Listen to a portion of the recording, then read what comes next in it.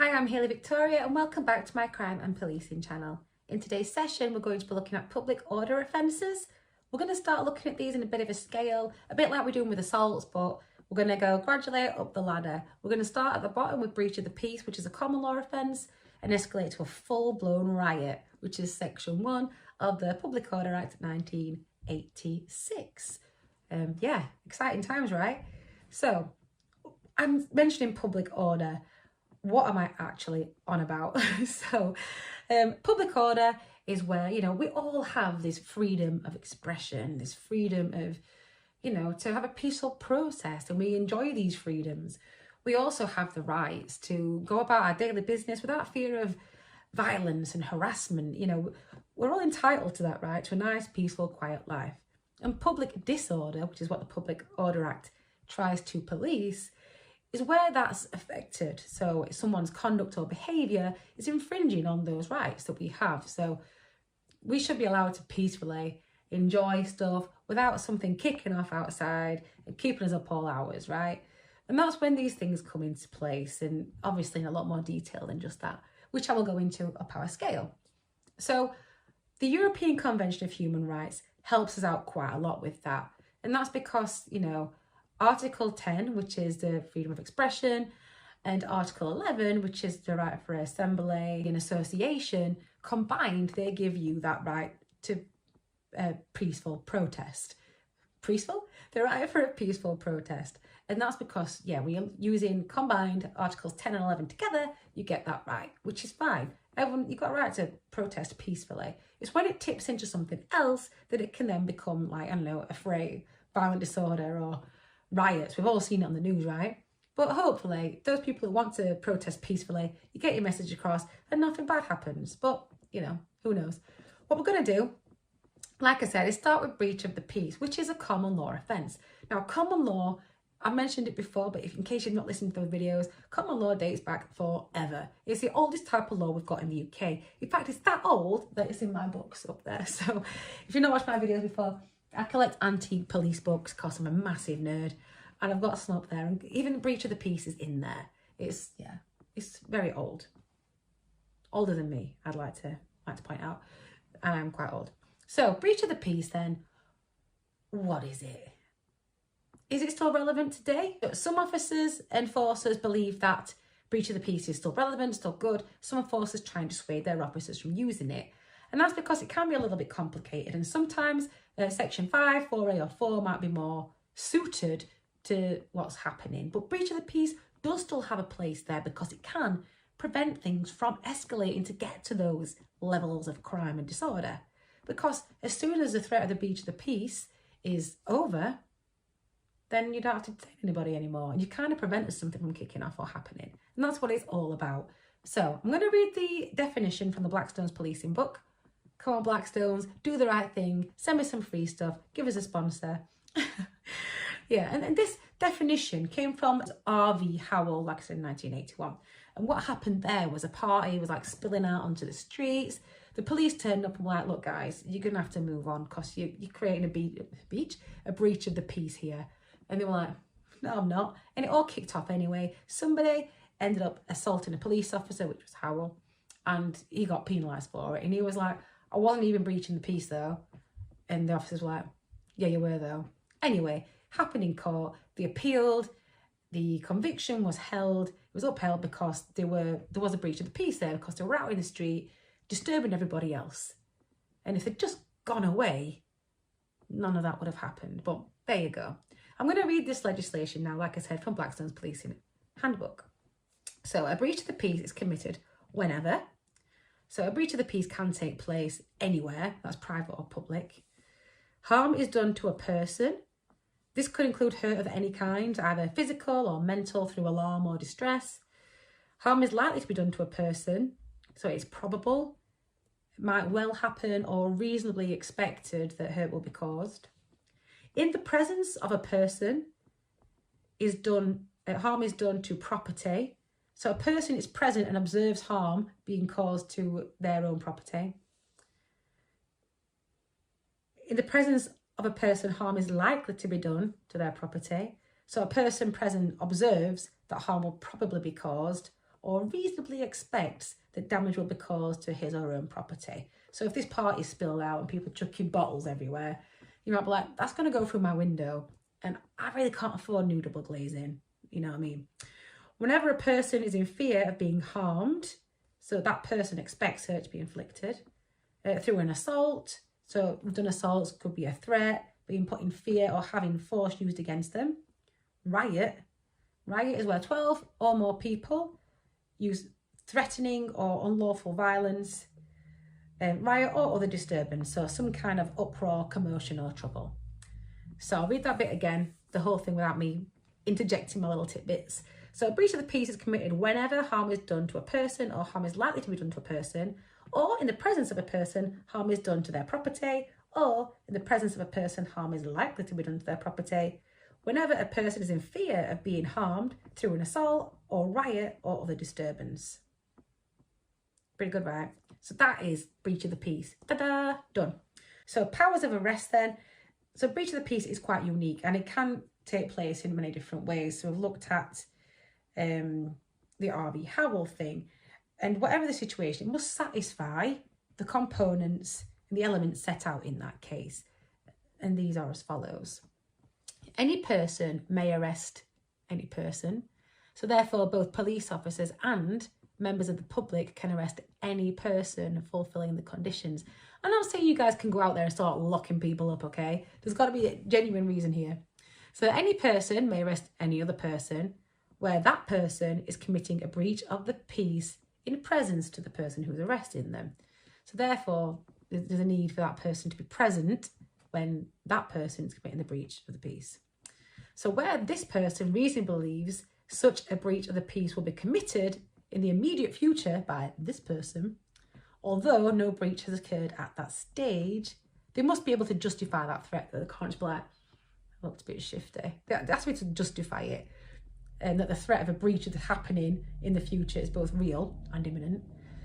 Where this person has committed a breach of the peace and this person reasonably believes there is a danger and it will begin again. So they must be able to justify that. Have I got anything I can use? Oh, I'll use this guy. That's what I made earlier. I've got a little bear and I've got this guy. Okay, so this is how we're going to do it, power of arrest. Any person may arrest any person. Hi. Where this person is committing a breach of the peace in presence of this guy. Or where this person reasonably believes such a breach of the peace will be committed in the immediate future by this guy. Is a little bit aggro. Although no breach has occurred at that stage. Or where this person has committed a breach of the peace of this guy reasonably believes there is a danger and it will begin again. Okay, cool. So this person could be a police officer, could be anybody. They've got to be able to justify that they think that this little bear person is going to, commit breach of the peace or has done that and they need to stop it. Okay, there you go. Arresting him. You don't have to say anything, but it may harm a defence if you don't mention one question, which later in court, etc. So that's breach of the peace. There's something called binding over. Now, binding over is what you do to stop that breach of the peace. In terms of breach of the peace, there are points to prove, like most offences.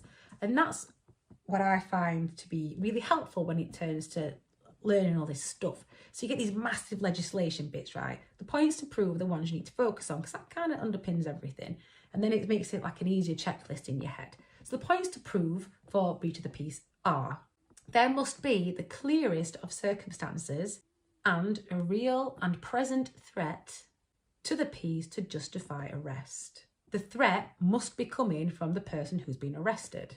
The person who's been arrested's conduct must be interfering with the rights of somebody else, and their conduct must be unreasonable. So a breach of the peace can occur at private as well as public place, and a police constable may arrest anyone who is committing a breach of the peace. They reasonably believe will commit a breach of the peace in the immediate future, has committed a breach of the peace, and they reasonably believe they're going to do it again. And we've just mentioned that, haven't we? A power of entry under common law exists for this, and Section 17 of PACE does not negate that. So you can still have a power of entry under common law to go and prevent this breach of the peace. Good, right?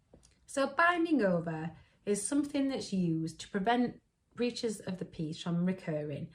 And it's not a conviction, it's not a punishment, it's just something put in place to stop this recurrence happening. And it's seen as like a precautionary measure by the magistrates in England and Wales, adopted to the possibility of present or future danger. And it binds people over to prevent them from doing that. It can be more specific, like naming people, and it can also require the recipient to pay a sum of money or to keep the peace for a specified time. Yeah, that's it. So that's breach of the peace. I hope that makes some sense. I do have a couple of examples that I'm going to read from this book because I think it helps put it into context, which is obviously going to help you guys remember it. So, in August 2012 at King's Cross Underground Station in London, a group of around 30 to 40 individuals were stopped from making their way to the Notting Hill Carnival in order to prevent a breach of the peace. So some of the men were reported by the press to be wearing body armour, and the men were believed to have travelled from North London in order to cause trouble at the carnival. They were held until the police judged there was no risk of disorder and then released without charge. So an MPS commander, so your Metropolitan Police Service, was reported as saying, "On the arrest at King's Cross, we received intelligence that members of a North London gang were headed towards the carnival. They were spotted on the underground and they were detained until the carnival was over. There was no doubt they were planning on causing trouble." So they were kept until the threat of the breach of the peace had gone. Because if they're going to cause trouble at the carnival, right? The carnival's not there anymore. No threat to breach of the peace. Okay, next example. In November 2003, a woman climbed the gates of Buckingham Palace to protest at the visit of US President George W. Bush. She then unfurled the Stars and Stripes flag on top of the gates with the words, "Elizabeth Windsor and Co., he's not welcome," written on the flag. After about 2 hours, she got bored. It doesn't say that in the book. She voluntarily climbed down from the gates and was reportedly arrested by the police on suspicion of criminal damage and breach of the peace, etc., using that legislation we just looked at. So that's breach of the peace. I hope it makes sense. The next video we're going to move on to Section 5 of the Public Order Act, and we're going to go quite quickly through these ones. Yeah, I hope that helps. Thank you so much for watching. Please do subscribe and let me know what kind of things you want me to cover in the future. Stay safe, look after each other, and please don't commit any crimes. Hi, I'm Hayley Victoria and welcome back to my Crime and Policing channel. In today's session, we're continuing our journey through public order offences. And in particular, we're looking at Section 5, which is non-intentional harassment, alarm or distress.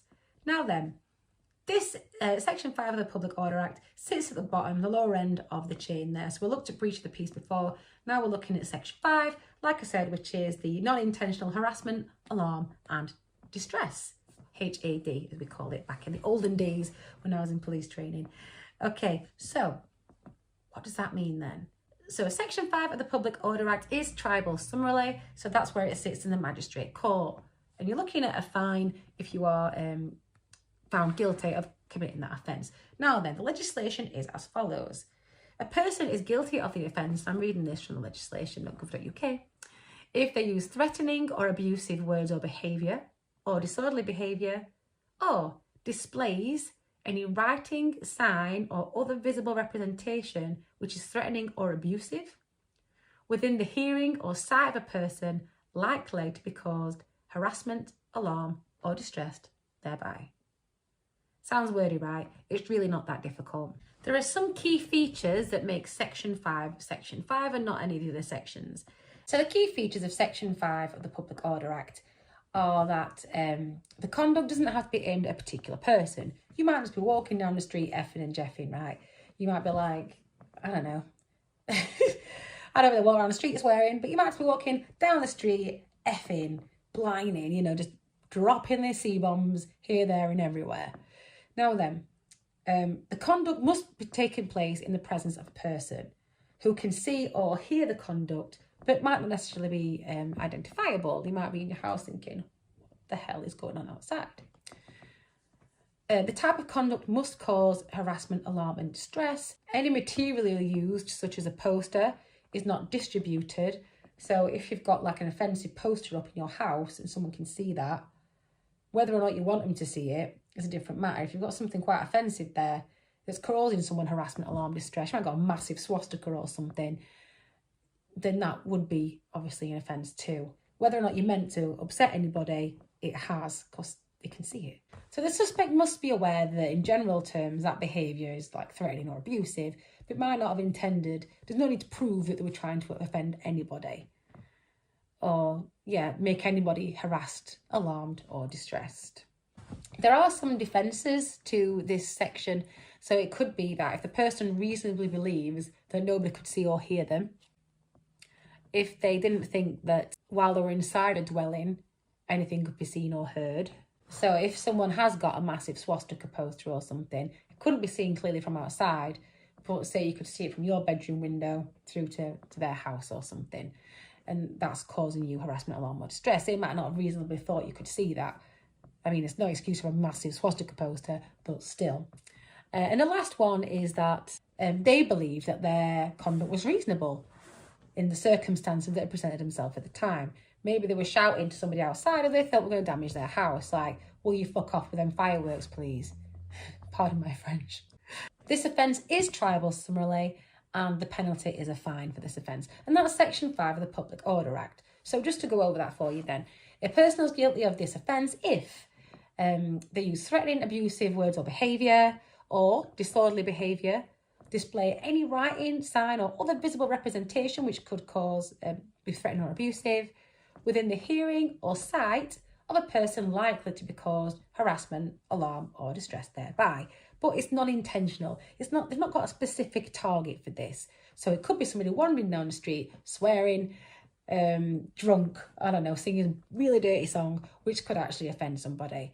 It could be someone displaying a really horrible poster inside the house, like a massive swastika, like I've mentioned, and from their bedroom window, they can see into that bedroom window and it's causing them harassment, alarm or distress. If you're walking down the street singing horrible, shouty, swearing song or screaming obscenities, you might distress, it might be alarm somebody, right? People don't want to hear that.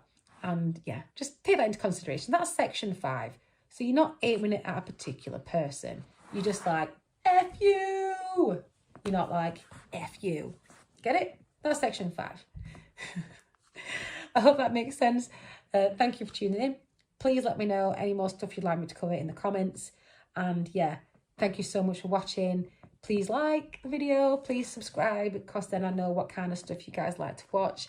And I really do appreciate all the time you are spending listening to these videos. So thank you very much. Please look after yourselves, be kind to each other, and please do not commit any crimes. Bye. Hi, I'm Hayley Victoria and welcome back to my crime and policing channel. In today's session, we're continuing our journey down the public order offences of the Public Order Act 1986.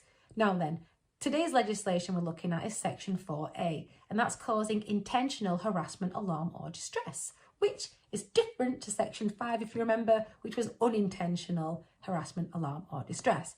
Now, the differences here are only very marginal, but I'm going to go through them anyway, because it's really important that you guys can differentiate between the two.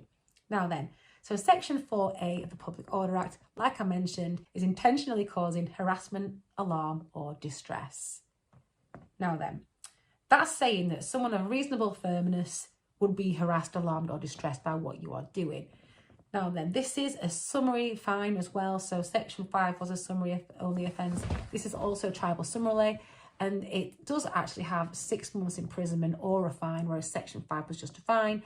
And if it's racially or religiously aggravated, then that will stack up to maybe even 2 years in prison and or a fine. Okay, yes, let's just be kind, people, okay? I'm going to read the legislation because that's what I do. And it is, a person's guilty of an offence if, with intent, mens rea, remember that one? To cause a person harassment, alarm or distress, they uses threatening or abusive or insulting words or behaviour. That's actually stayed in the Section 4A offence. It was removed from Section 5 a while ago. It's my nerding for you. So he uses threatening, abusive or insulting words or behaviour, or disorderly behaviour or displays any writing, sign or other visible representation which is threatening, abusive or insulting, thereby causing that or another person harassment, alarm or distress. So the features of this one are that the suspect, so in section 5, you just kind of like shouting into the ether, you're just causing some kind of disturbance, right, that's affecting somebody else. Now in section, and you're not intending to cause anybody harassment, alarm or distress, you're just being a bit of a knob, right?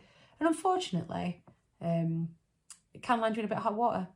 Not always though. Anyway, so section 4A, you're actually intending for somebody, it doesn't have to be a specific person, you just want people to be offended by your behaviour, harassed, alarmed or distressed by what you are doing. And like I said, it might not be a specific person you're aiming at, but there you go. At least one person who's identifiable must be caused harassment, alarm or distress by the behaviour that's taken place. And the material, if used, cannot be distributed. If you've whacked up a dirty great sign again or a horrific poster in your house which could cause somebody harassment, alarm or distress, and they can see it, do you know what I mean? It's facing, I don't know, the road or something. I'm walking past your house, I look in and I'm like, wow, okay, death to all gingers. I'm alarmed by that, okay? It is designed, this piece of legislation, to support vulnerable victims in society and help them have that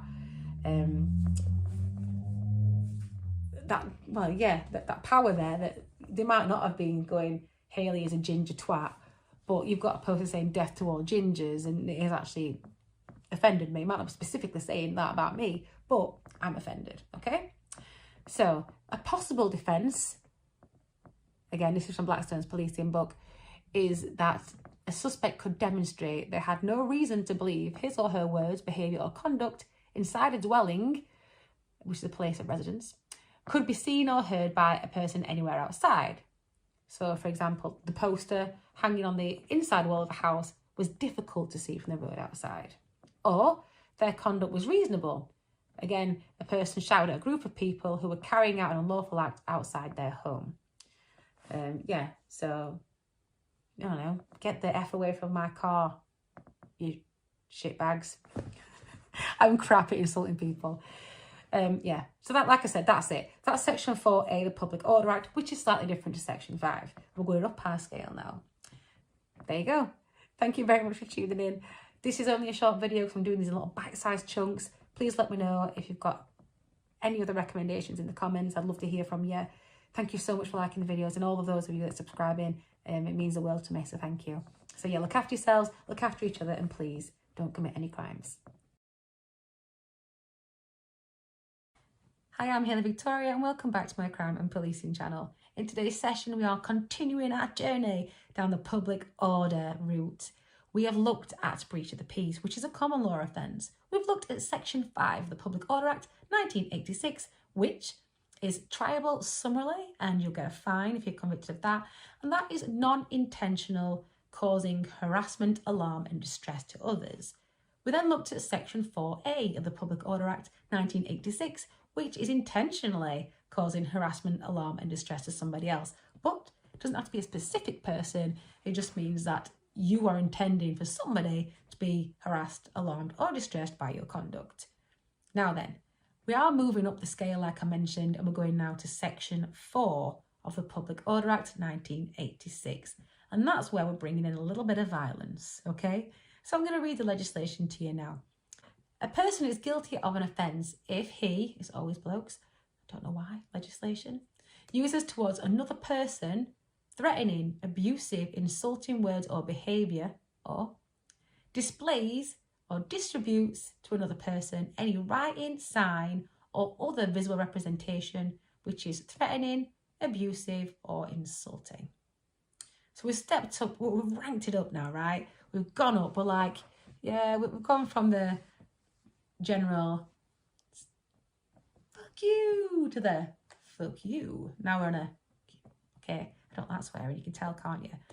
With intent to cause a person to believe that immediate unlawful violence will be used against them or another by any person, or to provoke the immediate use of unlawful violence by that person or another, whereby that person is likely to believe that such violence will be used or provoked. So the intent must be to cause that person to believe that they're under threat of immediate unlawful violence, or that another person's under the threat of immediate unlawful violence by another, or to provoke the immediate use of unlawful violence by that person or another, or cause that person to believe that it's likely that either that violence will be used or provoked. That's what you need to prove for Section 4.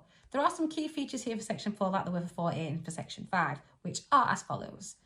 The conduct must be directed towards a person or persons present at the scene. So you know it is, right? Ding, ding, ding, ding, ding. Any material used is distributed, not just displayed. So you might be handing out flyers, dye gingers, or whatever.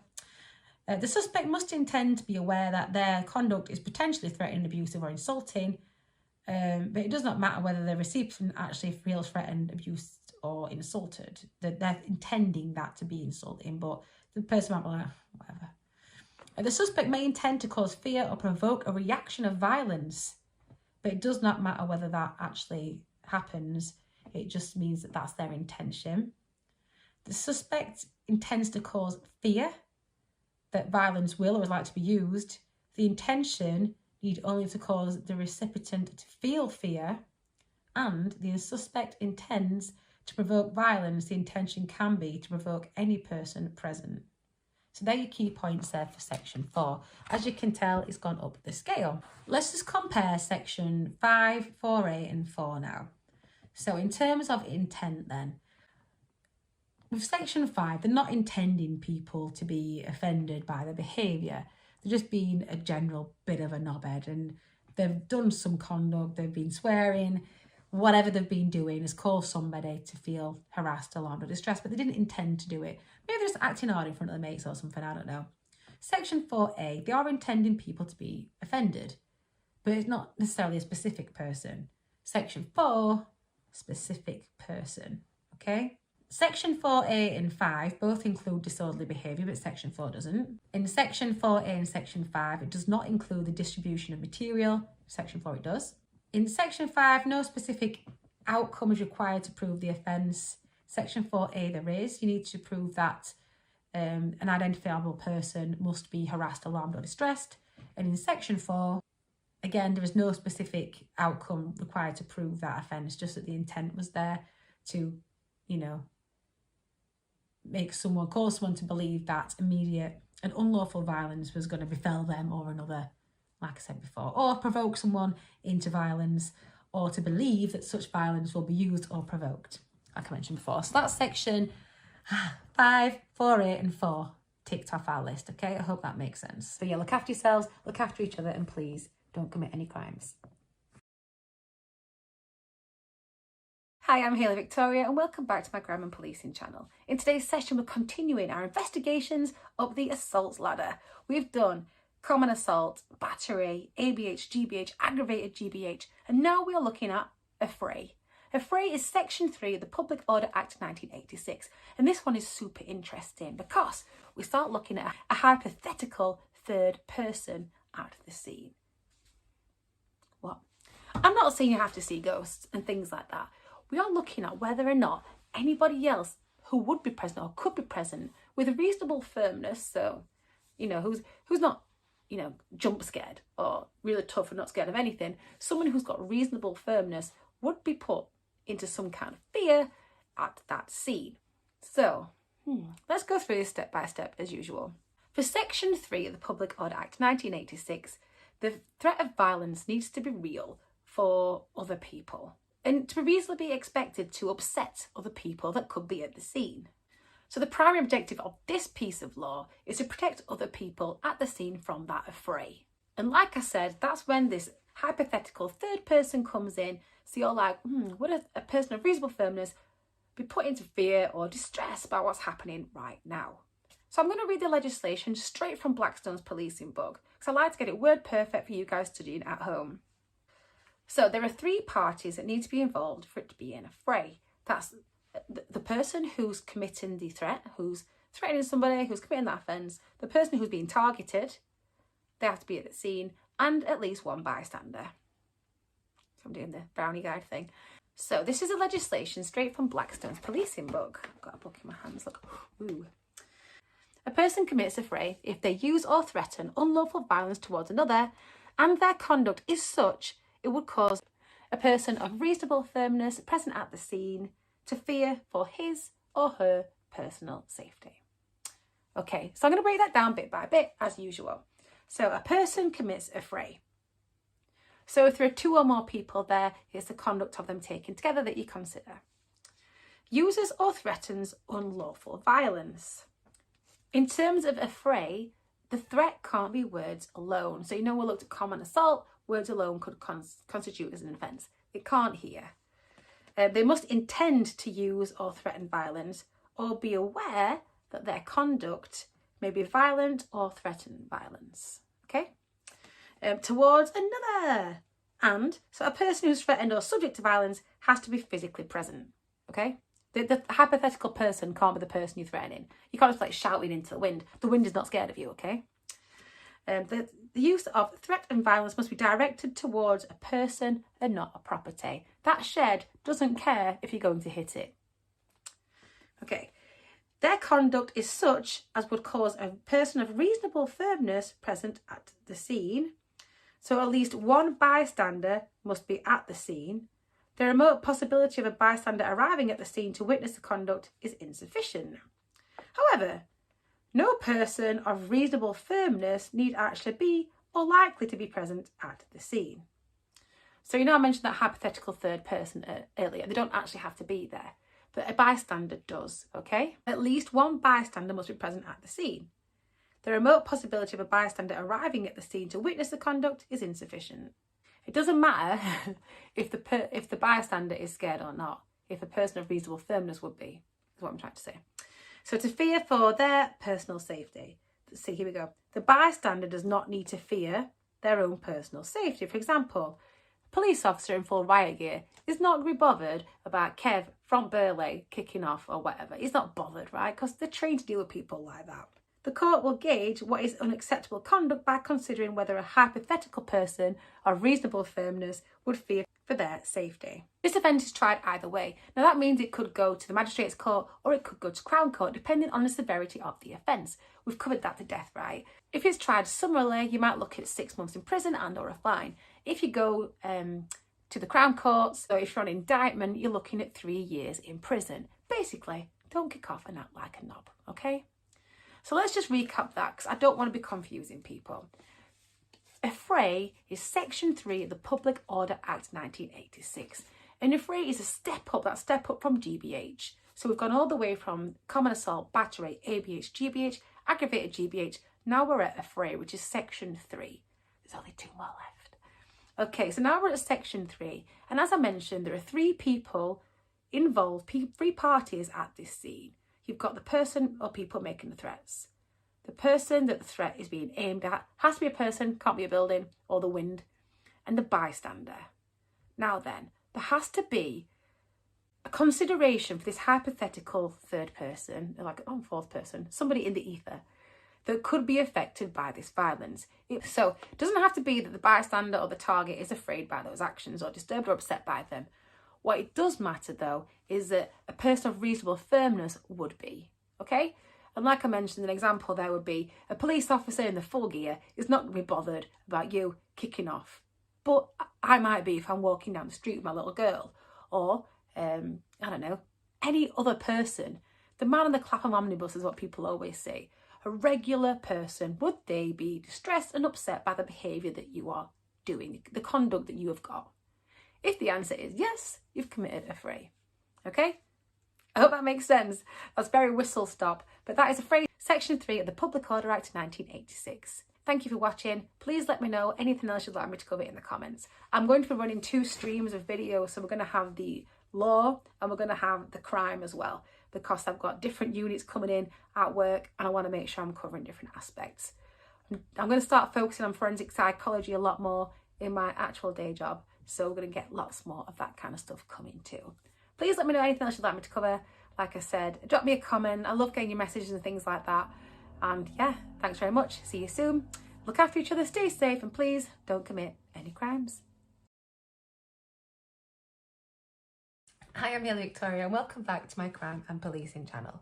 In today's session, we're continuing our assault scale. We've done common assault by beating, ABH, GBH, aggravated GBH, affray, and now we're moving on to section 2 of the Public Order Act 1986, which is violent disorder. Now, violent disorder is a very useful bit of knowledge for you to have, as is riot, which comes up next, and affray. And something that differentiates these from each other is when we start looking at numbers of people involved. Now then, things like riots and violent disorders can be pretty scary. And if you're not used to dealing with stuff like that, they can really affect you. So police officers, I don't know, maybe military personnel, things like door staff might not be affected by the things that are happening. But your average other person at the scene might be affected by it.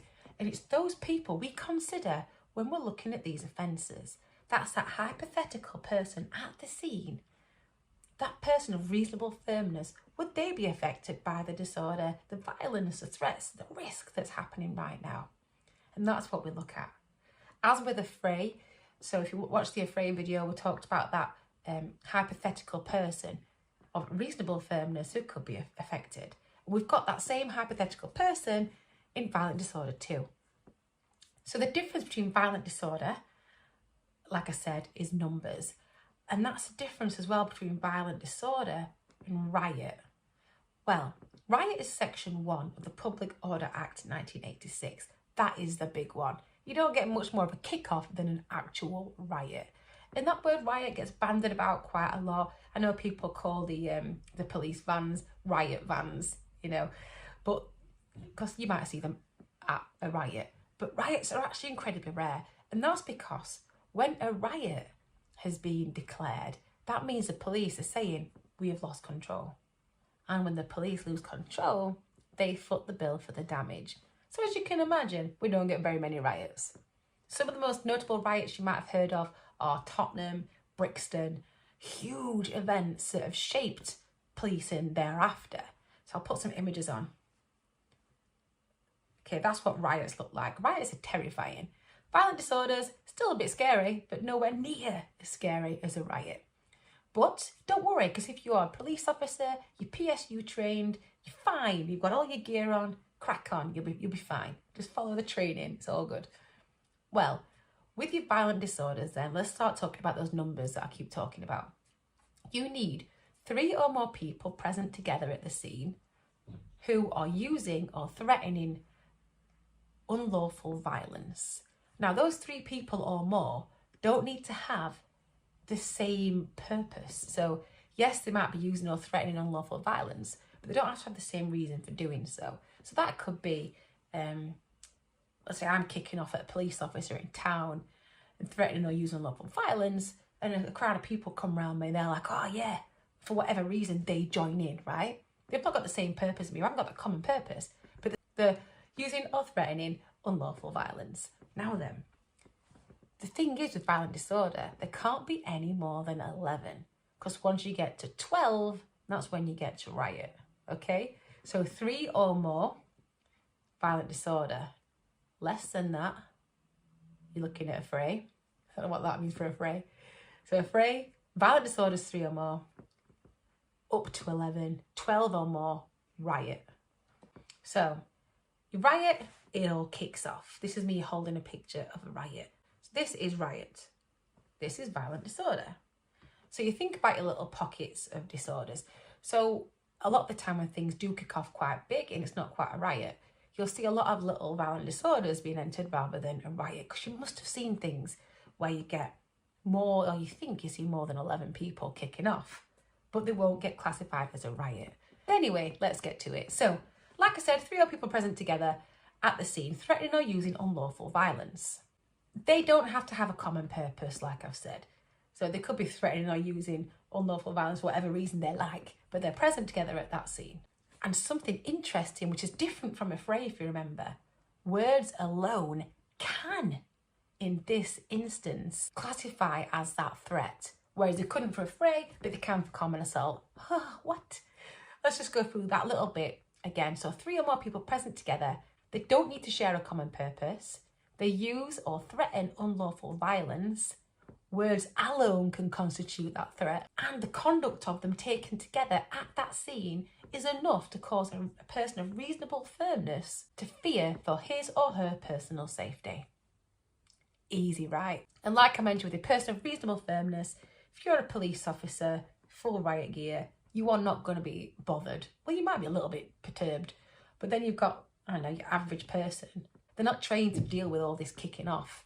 They might be affected by it. And you're looking at that person of reasonable firmness. This offence is triable either way. So we've got a lot of either way offences. So is violent disorder, and that depends on the severity of what's happened. Now then, if it's tried in Crown Court, you'll be looking at a term of about 5 years in prison. And if you're tried summarily, you're looking at 6 months in prison and or a fine. So riot then. Riot is section 1 of the Public Order Act 1986. And like I mentioned, this is quite similar to violent disorder. However, 12 or more people must be present at the scene. And here's a big difference between that and violent disorder. 12 or more persons present together, threatening or using unlawful violence for a common purpose. So we're all rioting because of something. So let's think about Brixton. So the riot happened for a common purpose. The people were so fed up of being ostracised and villainised just for the colour of their skin and their ethnicities that the riot happened. We know that. We know about Brixton. We know why the riot happened. That was a common purpose. The 12 or more people, the conduct of them taken together, unlawful violence and a threat or use of unlawful violence was that common purpose, like I said. And that common purpose would cause a person of reasonable firmness present at the scene to fear for his or her own personal safety.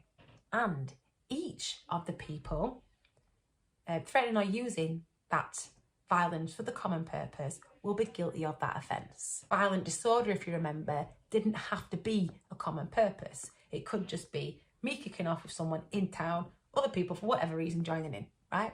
Didn't have to have the common purpose. But with riot, you have that common purpose, which is why it's kind of rare, okay?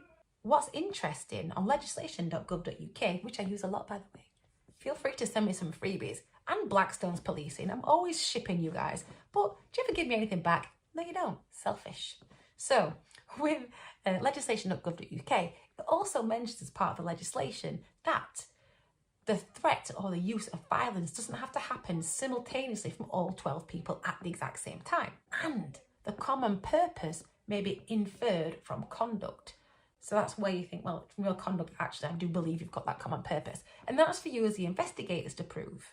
And another thing about this, which is similar to violent disorder and affray, that person of reasonable firmness doesn't actually have to be at the scene. That's that hypothetical person of reasonable firmness floating about in the ether that I keep talking about. They don't actually have to be there, but you're using that same thought train. If that person of reasonable firmness would be here, would they be affected? Would they fear for their own personal safety at this scene?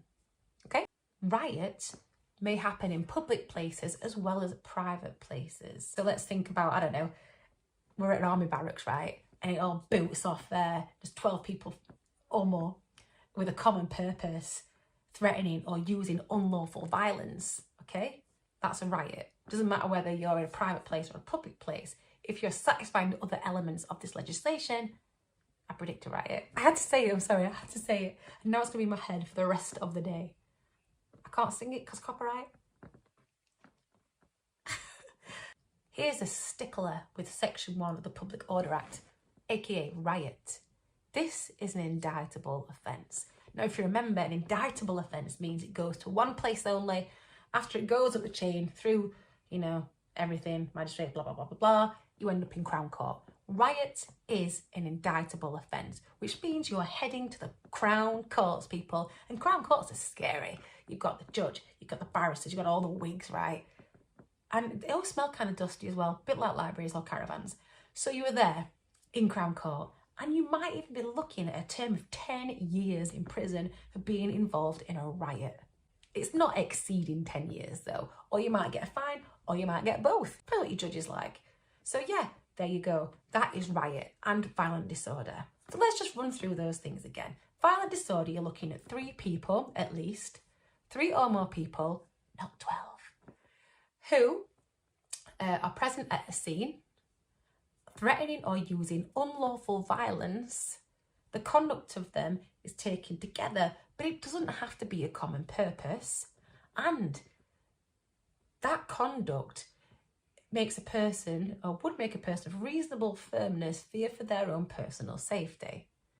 With Section 1 of the Public Order Act 1986, also known as Riot, 12 or more people present at the scene with a common purpose are using or threatening unlawful violence, which would make a person of reasonable firmness, fear for their own personal safety. Okay? So the differences are, with violent disorder, the conduct doesn't have to be the common purpose. With riot, it does. Okay? So violent disorder doesn't have to be the same thing, same purpose. Riot, it does. Violent disorder, 3 or more. Riot, 12 or more. When it all really all just kick off. We've both got this hypothetical person of reasonable firmness. So when we talked about that, remember we talked about someone who's maybe door staff or a police officer who's used to dealing with that kind of thing, wouldn't be as affected as just your regular average person who would be. With violent disorder, words can be used as that threat. Words alone can constitute the threat. With riot, your conduct can be inferred as that common purpose. So how they are acting is going to let you know whether they've got a common purpose as the rest of the people. Violent disorder is indictable or summary. It's an either way offence. Riot is indictable only. Maximum sentence you're looking for a riot is 10 years and or a fine. When you're looking at violent disorder, if you go on indictment, you're looking at 5 years. Summarily, you're looking at 6 months and or a fine. These are your differences.